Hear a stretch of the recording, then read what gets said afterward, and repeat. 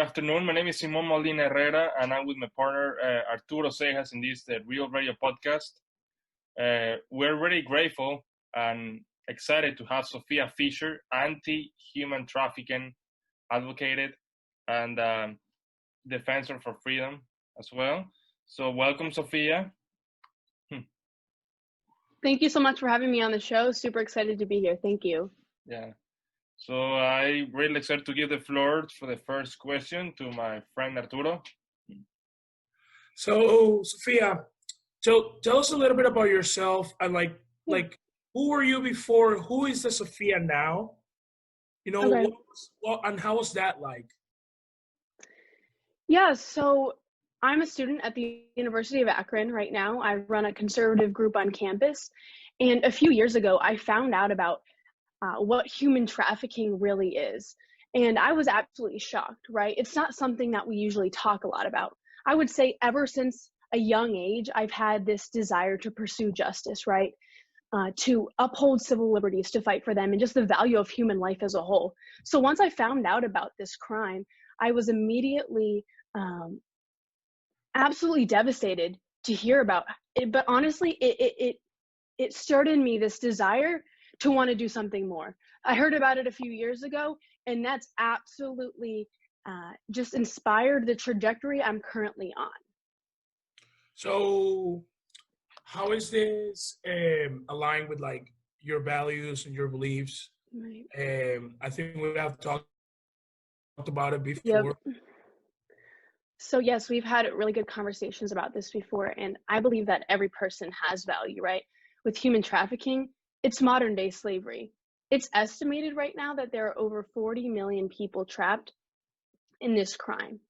It's currently the fastest growing criminal enterprise in the world. So when I hear that, I'm like, why don't we talk about this more in schools? Why don't we hear about it more in the media? That drives me to want to do something more about it.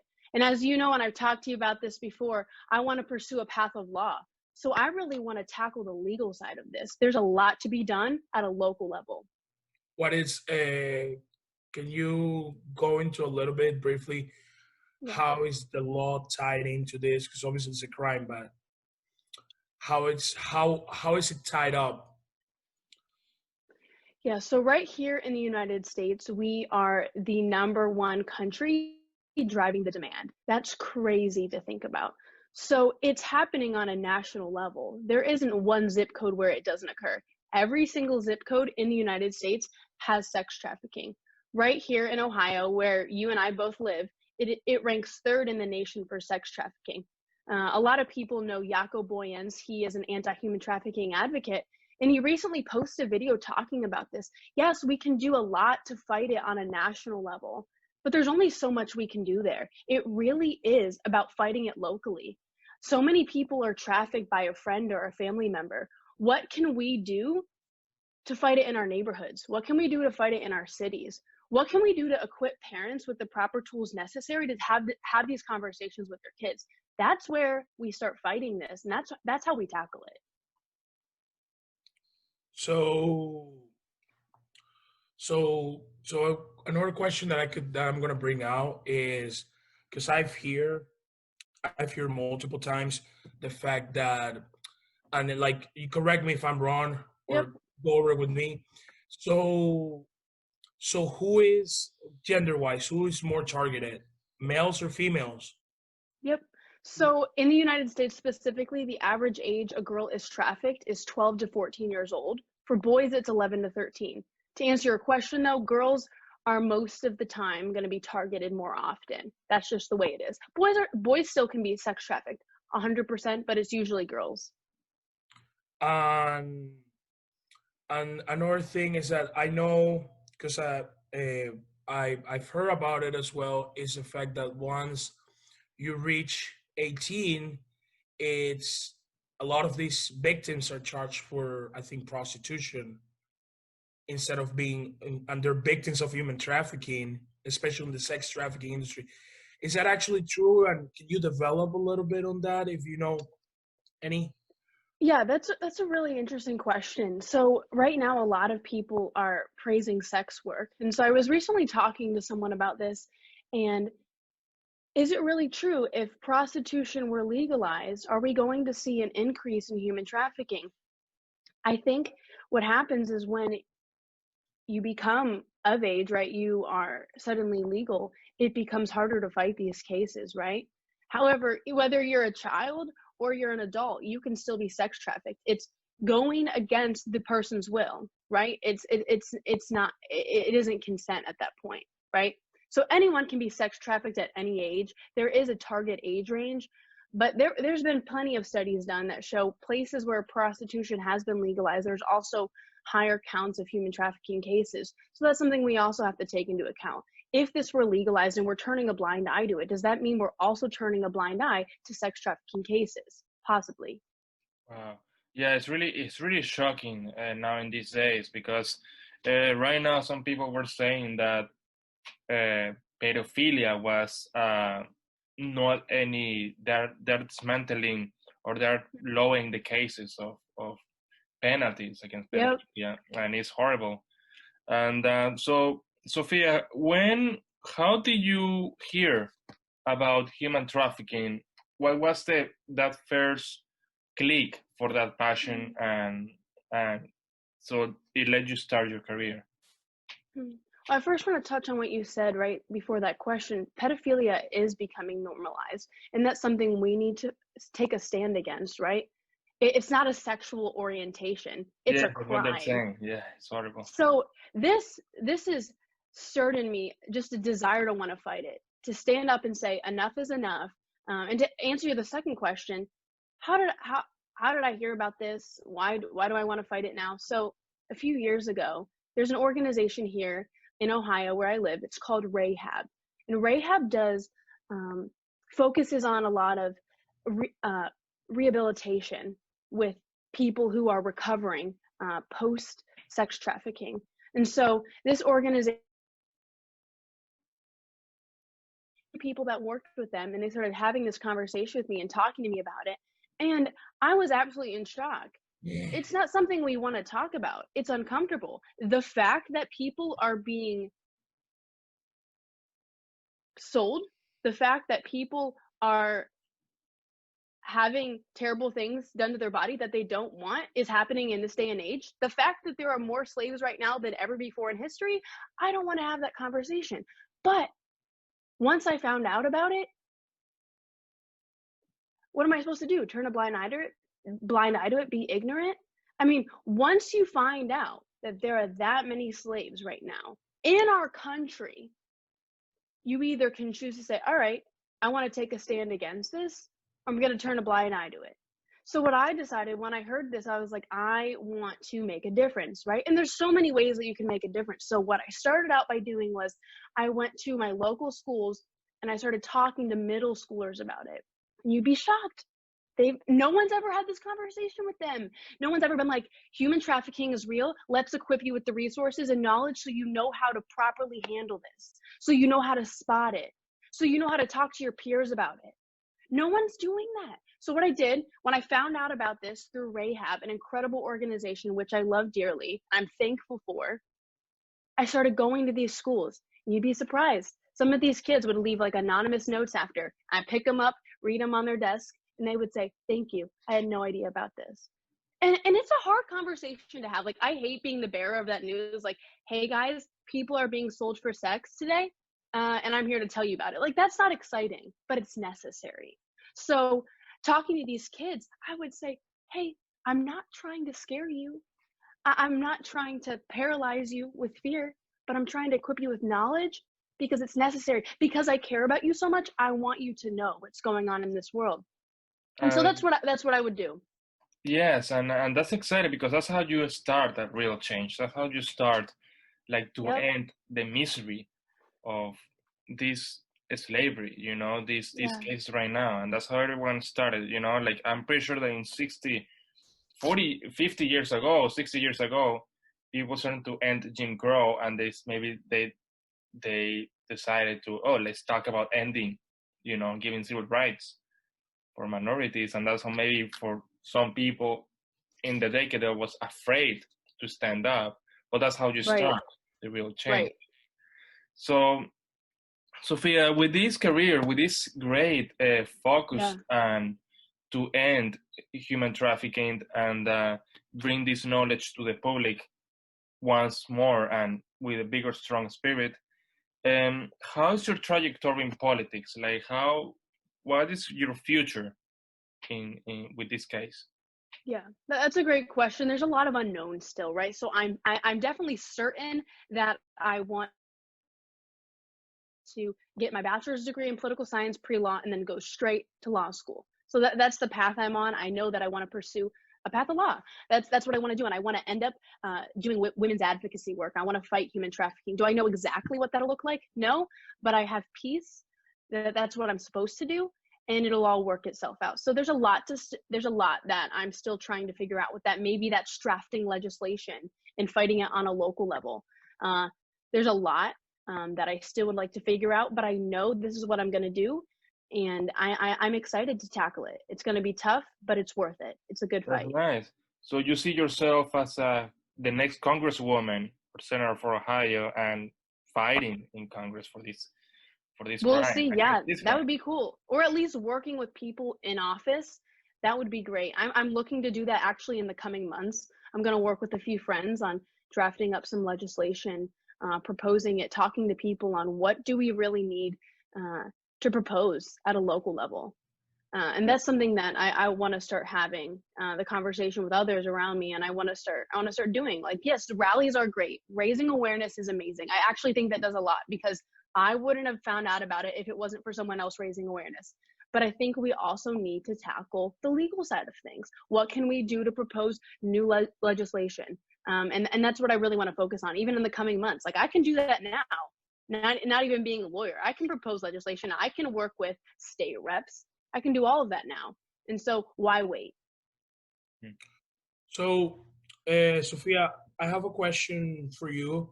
So it's mostly like during the pandemic, Yes. right? Everybody talked about the pandemic, and then everybody talked about the protest, and now Yep. everybody's talking about the election. Yep. During the pandemic and the protests, what was going on with the human trafficking topic? Were more people being trafficked, or Yeah. were less people being trafficked? Yeah. This is an amazing question. So what we're seeing with the pandemic is now that everything is being shut down, yes, there are more things opening, but let's just go back to the very start of this, right? When things were shutting down, when we were shutting down the economy, right? When churches are closing, when schools are closing, we're seeing a lack of societal structure. When there's a lack of societal structure, what we're doing is we're completely relying on technology, right? We've been completely relying on Zoom. We've been doing WebEx. We've been doing all of these things online. Okay, what have sex traffickers been doing? They've been reverting to technology and they've been abusing this. So now that there's a lack of societal structure, we have all of these kids constantly on technology, and that's where you're going to find the sex traffickers. So to answer your question, what we've actually seen is a huge spike in sex trafficking because of not because of the pandemic, but because of our response to the pandemic, because of going online, because of having that lack of societal structure. No church, no school. Where are the kids? Who's paying attention to them? Are they being neglected? Are they being online, not monitored? I saw stuff recently where I don't know what school it was, but these teachers didn't even want the parents to know what was happening on online classes. That's so dangerous.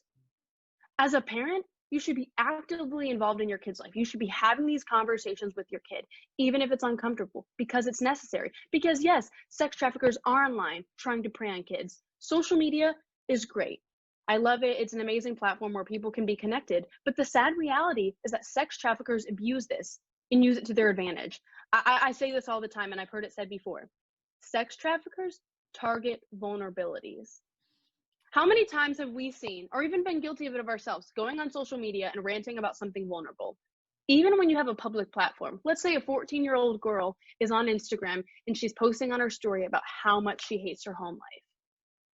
A sex trafficker that sees that is going to be like, aha, a girl that doesn't like her home life, what can I promise her instead? What false promise can I instill in her? And that's where a lot of this starts. And sometimes, and most often, it's not even a stranger. It's somebody close. Recently on social media, what we've seen is this I Stand with Sophie. And right now there hasn't been enough investigation where we don't know if it's been a sex trafficking case, but it's a sexual abuse case. And so thank God she went to her dad and told her about what was happening.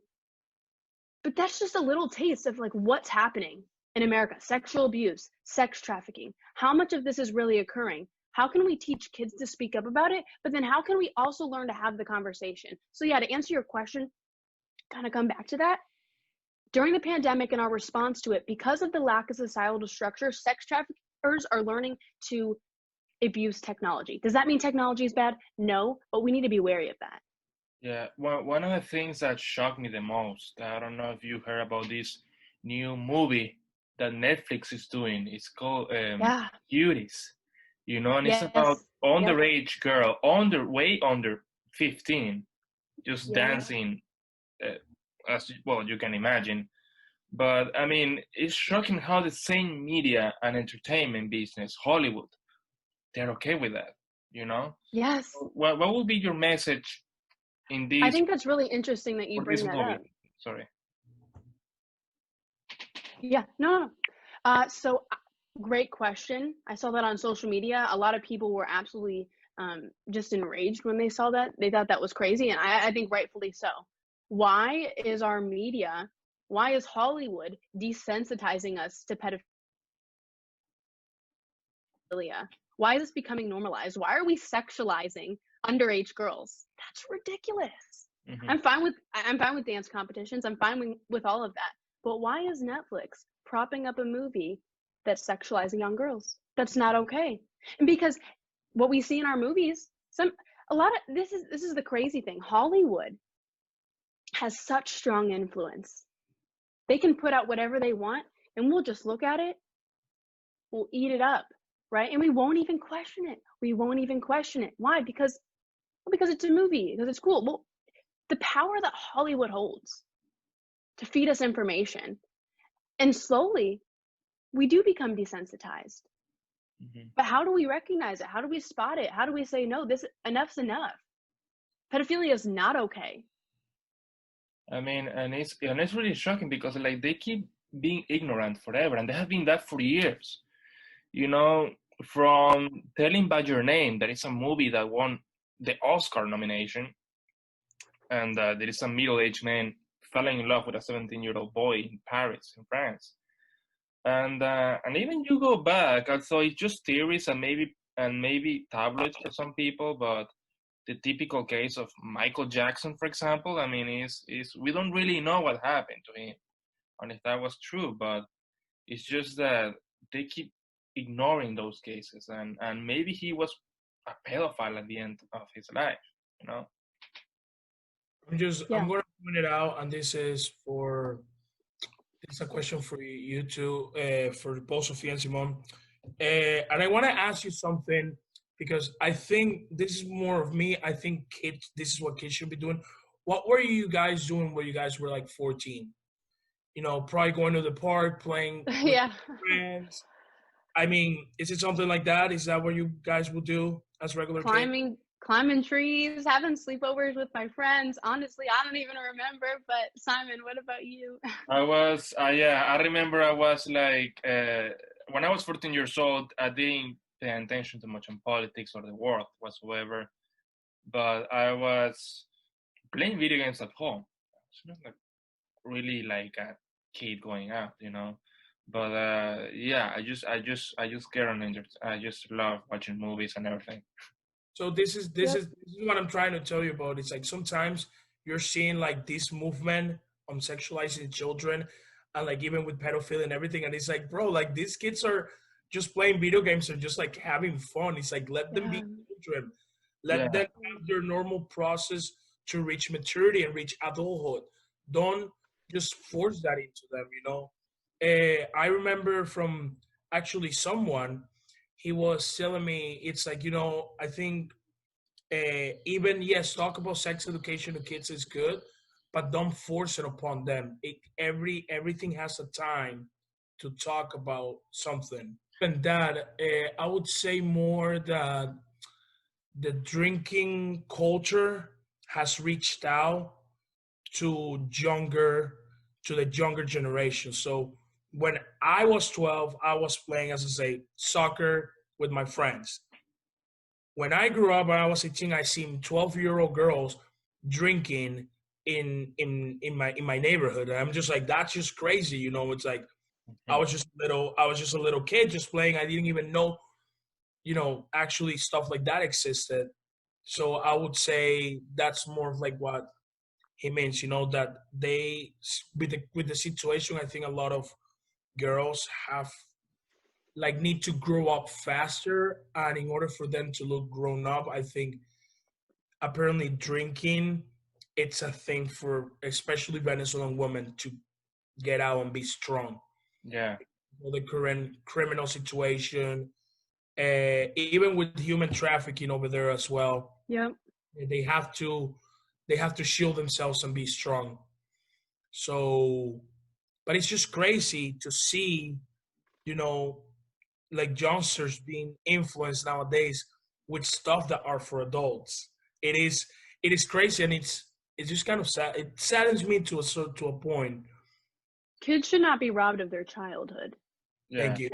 And I think you brought this up earlier. You're talking about the pandemic, you're talking about the election. I think it's so important as we get ready to like head into November to remember that we have a president right now who wants to tackle this. So people can get fed up about his rhetoric. Okay, you can have a problem with that. That's fine. I'm not going to argue with you about that if you don't like his tweets. Okay, let's talk about the real thing. Do you want someone in office who's going to fight human trafficking, who's dedicated to that? We have a president who just added a wing under the Domestic Policy Council in the White House. He expanded the budget by $42 million. I mean, we have someone who's saying, I'm here with you. I'm going to fight this. I want to protect the kids. Where's Joe Biden on that? This is huge Yeah. going into the election. We need someone who's going to fight this. And also, one of the things that, speaking about also topics that are trending in the world, the pandemic, the election, TikTok. Yes. TikTok, and that's a major key, the major golden plate for sex traffickers. And Yep. and that's the thing. I see younger kids than 10 dancing, doing stuff. Okay, it's kind of like a social media and entertaining, but the president banned this app for a reason, not only because of China, but because it attracts sex traffickers. And we're not the only country to have wanted to ban TikTok too. Other countries are doing this as well. And that begs the question, why? You're right. Most of the users on TikTok are minors. They're minors. So I've been hearing a lot of people in the past weeks, they were arguing that TikTok was more of a security hazard. Yeah, they're getting your information. But even deeper than that, though, they're targeting young girls. They're targeting young boys. It's a platform that sex traffickers are using for their advantage. And so you're spot on when you say that. I used to love TikTok, and thank God that like my heart was softened and like my eyes were open to like what's actually happening. Yeah, can sex traffickers use any platform for evil? 100%. But there's some huge problems with TikTok. I wanna get into this stuff. I wanted to get on this topic as well. Sophia, Yes. you're familiar with the tier system of human trafficking, right? Can you go over a little bit really quick? Yep. So we have different tiers for human trafficking, and that's how you rank human trafficking within a country. The United States is ranked tier 1. And as I said earlier, we are driving the demand as a society. Human trafficking is extremely prevalent in our country. It goes back to the basic ideas of supply and demand, right? I think oftentimes in human trafficking, we forget about the consumer. We talk about the trafficker so much, but in order for there to be a supply, there also has to be demand, right? How many people in America are wanting sex with children? That's the real issue. So that's how we get to the tier ranking. Okay. It's really sad. Like, there are other crimes that maybe people know or is fame, money laundering, guns, drugs, sex with children is it's kind of like, why is that? Why? I mean, that's like the major question that also humanity and the society needs to understand and ban thoroughly. because it's educating, it's affecting the life of children. I mean, and it's I mean, what message would you give for the younger generation, like for the children of today? I mean, just kind of like, To be aware, be equipped, but here's one thing I will say. Stop watching porn, because porn is linked to sex trafficking. Here's why. I was listening to a testimony from someone who was a predator, who was a pedophile, and he said, I was extremely addicted to porn. And then that wasn't enough, so I started watching child porn. Then that wasn't enough of a fix for me, so then I wanted it in person. And he said, I never thought I'd be here. So many people don't think they'd be in the place that they are, wanting to have sex with a child, but it can happen like that. And porn is connected to sex trafficking. They're linked, they're interconnected. So that's my message. Don't watch porn. ban porn. Totally, I agree with you, Sophia. I mean, it's just shocking how something that is private. I mean, like the act itself is private. It's publicized on the web, and it's so demeaning, so horrible. Like I mean, it's and I don't know. It's just like, I think starting by banning these websites, this entertainment, adult entertainment, as people call it, is I think that could be the end of the beginning of the end of human trafficking. It's extremely dangerous what porn does to the mind, right? So watching it is extremely detrimental, like I already said. Eventually, it doesn't become enough. Jaco Boyens also talks a lot about that. But another thing is, people who are human trafficked, a lot of their videos are also uploaded. So it's both of those things. So it's detrimental to the mind. And that's the thing, you know. It's like I think I talked to you about it a long time ago, actually before the pandemic. And yes, you could even see statistics and everything, and how I think it's like 40%. I think it's between 40 and 60% of people who watch porn end up becoming sex offenders, and that's something that we need to tackle, because it is literally, I'm not gonna say infecting minds, but it's more of a word. It's like it's damaging the mind of the person. 100% it is. And it's definitely something. But you know, you like the things like you don't hear about it. They don't tackle this enough. I've heard it the first time from Jacko, and I actually started doing my research, and it's like, this makes a lot of sense. Now I'm gonna look into myself, and I'm gonna fix this. And I did end up fixing it, and then now, you know, join forces with you to help you against. So, and that's essentially how it is, because it's actually, that's true, and that's something, and that's a message I also have. This is such a message for for our audience and everybody who's going to be watching. Right. I mean, I just want to touch on that too. And if anyone here like is watching porn that's watching this, I want you to know that you can turn around. It doesn't have to be that way forever, right? So, for those of you who know me too, I'm a firm believer in Jesus Christ. I believe that there's healing, that there's restoration, that He doesn't just look at my life and judge me based off my works. The work was paid on the cross. It's His work alone that saves me. So, being stuck in sin, dealing with struggles, go to the Lord with it. If you're struggling with porn, run to Him.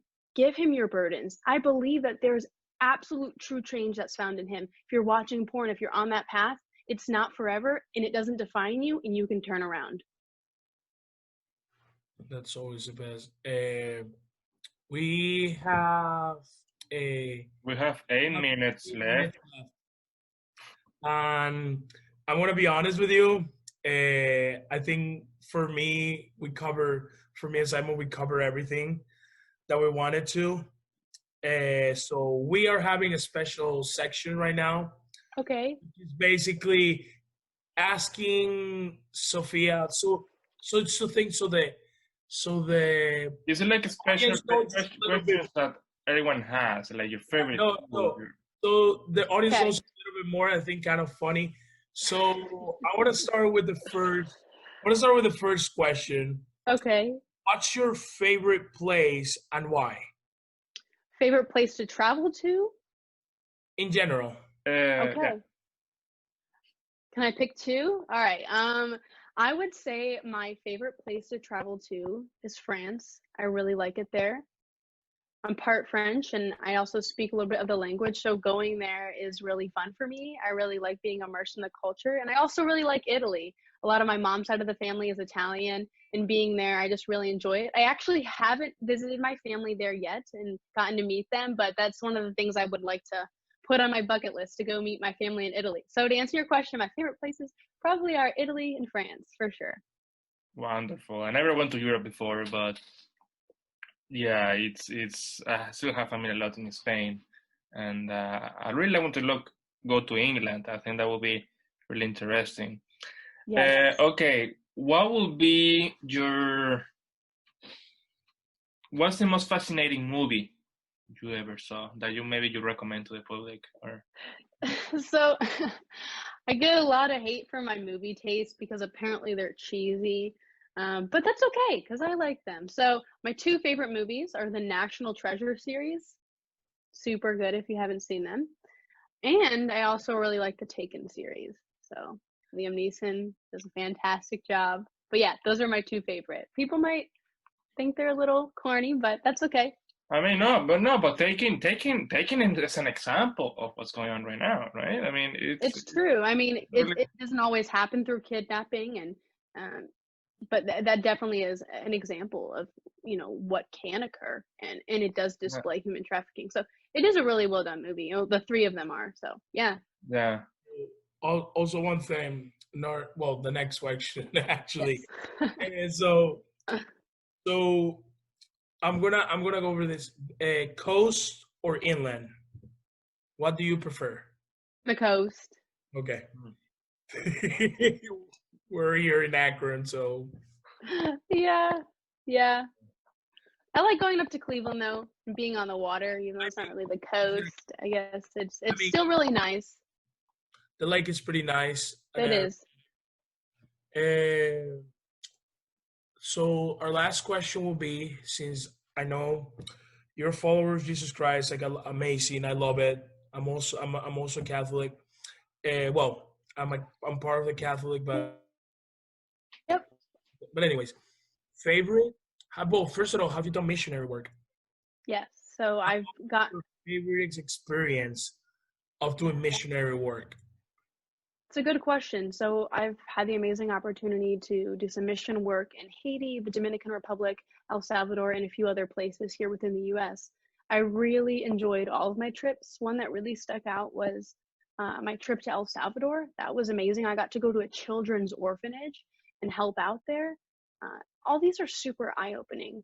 Getting to serve there, be alongside other people, definitely really good. I got to go to Philadelphia too and do some mission work um, in the city there, and I really enjoyed that. There's a great church there that I got to partner with, and we did inner city missions. And so getting to share Jesus Christ with these people, getting to build relationships, truly was life changing. So definitely those experiences for sure, without a doubt. I think there was a sister from a Catholic church who talked. I think she talked in the National Republican Convention, and she Yep. was saying how yes, we can also help spread the word of God to countries that like third world countries, but as well that is happening as well right here in our inner cities. Mm. We also need to tackle that as well. Yeah. Yeah, I think we forget about that sometimes, that we can do mission work here. Or it's like, oh, I haven't gone out of the country, I've only done mission work here. Like it's almost like looked down upon. Like, no, do mission work in your own country. And if you get the opportunity to go abroad or do something, good, that's awesome. So Yeah. both are good for sure. Sophia, what's the most powerful phrase or quote you ever wrote in the Bible? Like maybe Hmm. who also teach everyone. I really like when Jesus talks about loving one another. right? So I think when we can better understand the love of Christ and we have that relationship with him, it becomes so much more, I wouldn't say easy, but this desire in us to want to love other people, it grows. Because once we understand that we don't deserve it, but he still loves us, in spite of our sin, he wants a relationship with us, it allows me to just love his people more. So that that scripture and just that message has extremely impacted my life, right? Sometimes my flesh, I just want to like hate somebody or I'm just upset. But because of the love of Christ, it makes me want to love other people. And don't get me wrong, forgiveness is hard. It's a daily decision. It's hard, but it's the love of Christ. Yep. Yeah. I mean, we all were sinners in life. I mean, and believe me, one of the things that I do is that, I mean, sometimes I don't like pray, but every time I think deeply on the things that I did, and I feel that I'm speaking with Christ, like I prefer to speak to him. And I know that personally, for example, I never had a first communion. I never had his body. But for me, I guess the blessing, when the Father gives me the bless, although I don't get the bread, that's the most powerful thing. I mean, I have enough with that, honestly. It's amazing. He wants to have a relationship with all of us, and I think that's awesome. I believe like also the fact that how the power of like being closer to the Lord can actually change me into doing better stuff and actually turn around the tables, actually be more positive in life. I mean, it's just amazing how you can be through a hard time and then blessings just come out of nowhere. Yeah. But well, we're actually out of time. It's great to have you, Sophia. It's not really great. It's been like one of the best podcasts we ever had. Yeah. Great. Well, thank you so much for having me. I appreciate it. Yeah. Thank you for the great message. Thank you for anyone. Stay tuned. This is Real Radio Podcast, guys. We're talking about human trafficking. Big stuff over here. You should come watching on YouTube, watching on IGTV. Subscribe. And like and subscribe. Yeah.